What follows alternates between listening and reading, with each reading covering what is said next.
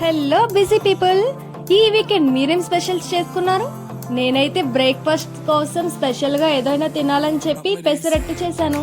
పెసరట్టు చేసుకోవాలనుకుంటే ముందుగానే పెసలు నానబెట్టేసుకోండి. ఇంకా దాన్ని గ్రైండ్ చేసేటప్పుడు జీలకర్ర, అల్లము, పచ్చిమిర్చి కానీ లేదంటే ఎండుమిర్చి అయినా వేసుకోవచ్చు. సాల్ట్ వేద్దాం అనుకుంటే లాస్ట్ లో వేసుకోవచ్చు. ఉప్పే వేద్దాం అనుకుంటే గ్రైండ్ చేసేటప్పుడు వేసుకోండి, ఈజీగా అయిపోద్ది. ఇంకా మీరు రైస్ పౌడర్ వేసుకోవాలి, లేదా బియ్యం నానబెట్టేసుకుంటే అది కూడా గ్రైండ్ చేసుకోవచ్చు ఈజీగా. రోజు ఇడ్లీ కానీ లేదంటే బొండం కానీ ఏం తింటాంలే, ఈసారి ఇంట్లోనే పెసరట్టు చేసుకోవాలనిపించింది నాకు. అట్టు వేసేటప్పుడు మాత్రం పెనం చాలా వేడెక్కిన తర్వాతే వేయండి, అప్పుడే క్రిస్పీగా వస్తుంది. కొంచెం మనం తిప్పేటప్పుడు కూడా విరిగిపోకుండా ఉంటుంది. అందుకే పెనం బాగా వేడెక్కిన తర్వాతే వేయండి.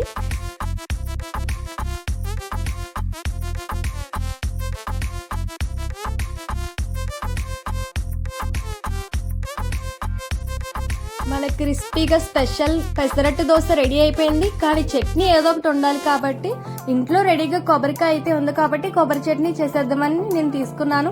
వాటిని చిన్నగా తాలింపు పెట్టేసుకున్న తర్వాత గ్రైండ్ చేసుకుంటే చట్నీ కూడా రెడీ అయిపోయింది.